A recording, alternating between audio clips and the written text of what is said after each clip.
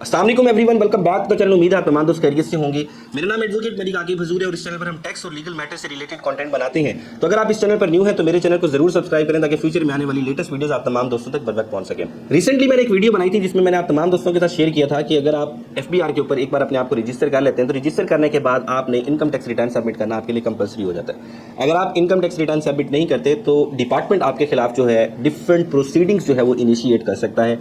अब ये प्रोसीडिंग्स किस तरह की इनिशिएट कर सकता है, मिसाल के तौर पर मैंने आप लोगों के साथ शेयर किया था कि सबसे पहले आपने इनकम टैक्स रिटर्न हर साल अपनी जो सबमिट करनी होती है, फाइनेंशियल ईयर आपका क्लोज हो जाता है 30 जून को। तो जैसे 30 जून को क्लोज होता है, मिसाल के तौर पर 2025 चल रहा है तो ये फाइनेंशियल ईयर 2025 जो है 30 जून को क्लोज हो जाएगा। इसकी टैक्स रिटर्न सबमिट करने की लास्ट डेट जो होगी वो 30 सितंबर होगी, जो कि एक्सटेंडेबल होती है, महीना 15 दिन एक्सटेंड हो जाती है।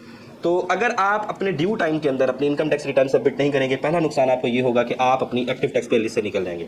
जब आप अपनी एक्टिव टैक्स पे लिस्ट से निकलेंगे तो आपको नुकसान ये होगा कि अगर कोई भी आप प्रॉपर्टी परचेज करते हैं, सिर्फ आपको जो नुकसान होना है वो प्रॉपर्टी की सेल परचेज के ऊपर होगा कि आप एक्टिव टैक्स पे लिस्ट से निकलकर आप लेट फाइलर की कैटेगरी के अंदर आ जाएंगे 1000 रुपये का चालान पे करने के बाद। तो लेट फाइलर की कैटेगरी के अंदर आ जाएंगे तो जहां पर आपको टैक्स पड़ना था 3%, वहां पर आपको प्रॉपर्टी की सेल परचेज के ऊपर टैक्स पड़ेगा 6%। नंबर एक नुकसान तो आपको ये हो जाता है। अगर आप अपनी टाइमली रिटर्न सबमिट कर देते हैं तब तो आप इन मसलों से ही निकल जाते हैं। अब हम इस सिचुएशन को डिस्कस करते हैं जहां पर आज मेरे क्लाइंट को नोटिस भी आया, वो नोटिस भी मैं यहाँ पर स्क्रीन के ऊपर लगाऊंगा, आप तमाम दोस्तों के साथ वो नोटिस भी डिस्कस करूंगा कि एक छोटी सी लापरवाही की वजह से 50,000 रुपये का उसको जो है वो पेनल्टी इंपोज कर दी है एफबीआर ने। इसको फ्यूचर के अंदर अगर आपके ऊपर ये ना लगे, आप इसको अवॉइड करना चाहते हैं तो आप किस तरह से कर सकते हैं वो भी मैं आपके साथ डिस्कस करूंगा।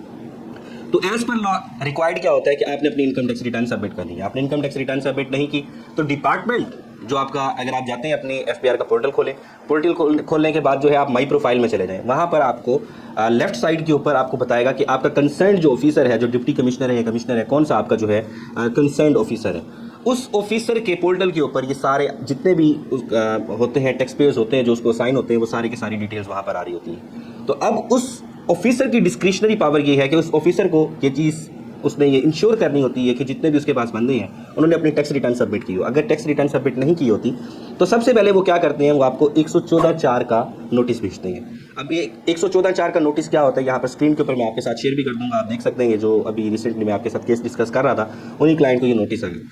114(4) का नोटिस ये होता है कि आप अपनी इनकम टैक्स रिटर्न सबमिट करनी थी, आपने नहीं की, आप अपनी इनकम टैक्स रिटर्न सबमिट करें, लिहाजा अगर आप नहीं करेंगे तो आपको पेनल्टी भी इंपोज हो सकती है, आपके जो यूटिलिटी कनेक्शंस हैं वो भी आपके डिस्कनेक्ट किए जा सकते हैं, आपकी सिम भी बंद हो सकती है, ईटीसी जो भी एफबीआर के अंदर रूल्स के अंदर लिखा हुआ सारी चीज़ें। अब 114(4) का नोटिस आया, आपको क्या चाहिए, आपने अपनी टैक्स रिटर्न सबमिट करनी है। आपने अगर अपनी इनकम टैक्स रिटर्न सबमिट नहीं की तो फिर आपको आएगा 182(2) का नोटिस आएगा, आपको नोटिस टू इम्पोज पेनल्टी, कि आपको हम पेनल्टी इंपोज क्यों ना करें कि आपने अपनी टाइमली जो टैक्स रिटर्न सबमिट करनी थी वो आपने नहीं की। अब आप अगर सेक्शन 182 का सब सेक्शन 2 देखते हैं, इनकम टैक्स ऑर्डिनेंस 2001, उसके अंदर क्लियरली लिखा हुआ है कि अगर आप अपनी टैक्स रिटर्न सबमिट नहीं करेंगे तो ऑफिसर जो है वो कौन से पैरामीटर्स को सेट करके आपके ऊपर पेनल्टी इंपोज कर सकता है। 0.1% भी होता है, उसके अंदर मैक्सिमम पेनल्टी भी लिखा होता है कि आपको वो मैयर करके पिछले साल की जो आपकी रिटर्न होती हैं, टैक्स होता है, उसको कैलकुलेट करके भी बना सकता है। बहरहाल मैक्सिमम पेनल्टी जो है इसके अंदर 50,000 रुपीज़ इंपोज हो सकती है। तो 182(2) का आपको नोटिस आता है, अगर आप उसके बावजूद भी अपनी टैक्स रिटर्न सबमिट नहीं करते तो उसको फाइनल करते हुए ऑर्डर जो है आपका जो ऑफिसर है ऑर्डर इशू कर देता है और आपको पेनल्टी इंपोज कर देता है। जब आपको पेनल्टी इंपोज हो गई है तो उसके बाद आपके पास दो सॉल्यूशन होते हैं। एक तो आपको पेनल्टी इंपोज होगी, पेनल्टी इंपोज होने के बाद साथ में 137 की आपके पास नोटिस टू पे टैक्स ओवरड्यू जो आपके पास एक डिमांड क्रिएट हो जाएगी कि ये 50,000 रुपये आपने एफबीआर को देने। अब जब ये ऑर्डर इशू हो गया है, ऑर्डर पास होने के बाद आपके पास दो ही ऑप्शन हैं, या तो आप उसको पे करें या आप उसको कंटेस्ट करें। कंटेस्ट करने के लिए फिर आप कमिश्नर अपील्स के अंदर जाएंगे, अगर वहाँ पर भी आपके खिलाफ आता है तो हाई कोर्ट या ट्राइब्यूनल के अंदर वो केस जाता है, तो वो एक लंबी बहस है।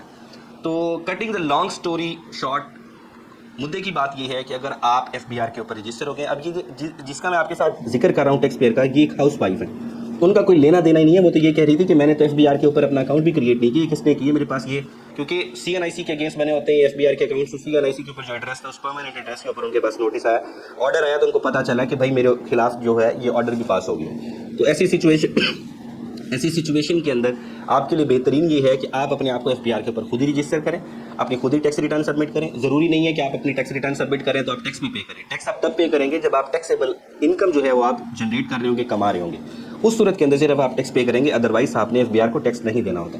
तो इनकम टैक्स रिटर्न के हवाले से ये डिटेल वीडियो थी जिसके अंदर मैंने आपको सेक्शन 114(4) भी आपको समझाया है, 182(2) भी समझाया है, और उसके बाद आपको जो 137 के तहत जो आपको जनरेट करते हैं, आपकी डिमांड क्रिएट करते हैं, वो भी मैंने आपके साथ शेयर की है। तो इस हवाले से अगर आपको कोई कन्फ्यूजन हो, नीचे कमेंट सेक्शन में मुझसे पूछ सकते हैं। अगर आप हमारी लीगल सर्विसेज लेना चाहते हैं तो स्क्रीन के ऊपर एक नंबर आ रहा होगा, उसके ऊपर कॉन्टैक्ट करके आप हमारी लीगल सर्विसेज भी ले सकते हैं। तो मिलते हैं अगली वीडियो में। Thank you very much. अल्लाह हाफिज़।